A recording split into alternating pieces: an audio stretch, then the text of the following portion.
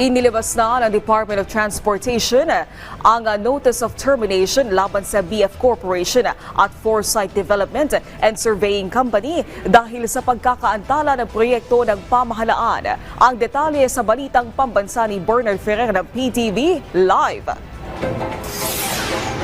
Naomi, ilang proyekto ang formal na iti-turn over ng Metropolitan Manila Development Authority MMDA sa pamahalaang bayan ng Pateros ngayong araw.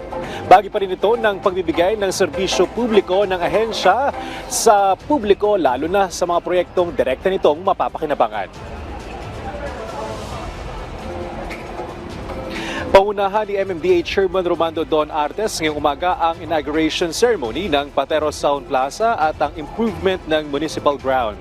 Gayun din ang inaugurasyon ng renovation at improvement ng Pateros Elementary School Multipurpose Hall. Bagay ito ng patuloy na pagbibigay ng serbisyo publiko ng ahensya, lalo na sa mga proyektong may direktang benepisyo sa mga mamamayan. Dadalo sa programa ang mga lokal na opisyal ng bayan. Samantala, naglabas na ng Notice of Termination ang Department of Transportation o DOTR laban sa BF Corporation at Foresight Development and Surveying Company Consortium, ang kontraktor ng Common Station Project na sa labis sa pagkantala ng nasabing proyekto. Ang hakbang na ito ay kasunod ng direktiba ni Pangulong Ferdinand R. Marcos Jr. upang mabilisan at tapusin na ang matagal nang inaantabayan ng Common Station na sinimulan pa noong 2009. Ayon kay Transportation Secretary Vince Dizon, matagal nang dapat napakapapakinabangan ng publiko ang Common Station kung hindi lamang ito naantala. Layunin sana ng proyekto ng pagdugtungin ng LRT-1, MRT-3 at MRT-7 upang mas mapadali ang pagsakay ng mga pasahero.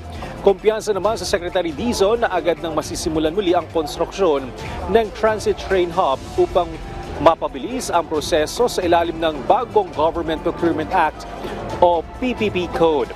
Samantala, may libreng sakay ang MRT-3 sa mga delegado ng 46 Asia Pacific Dental Congress at 116 PDA Annual Convention and Scientific Meeting hanggang ngayong Biyernes, May 16.